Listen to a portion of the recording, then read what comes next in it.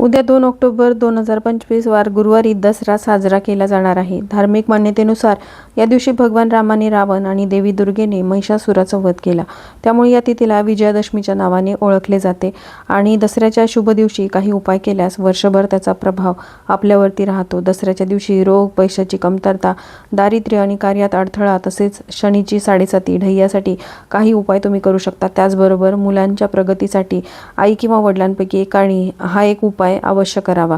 मुलं जर अभ्यासामध्ये मागे असतील, त्यांना कोणत्याही कार्यामध्ये यश मिळत नसेल, त्यांच्या सर्व समस्या दूर व्हाव्यात यासाठी वडिलांनी दसऱ्याच्या संध्याकाळी तांदळावरती हा उपाय करायचा आहे. तर थोडेसे तांदूळ तुम्हाला घ्यायचे आहेत, ते पसरून घ्यायचे आहेत आणि त्यावरती तुम्हाला 3 प्रभावी मंत्र हे लिहायचे आहेत.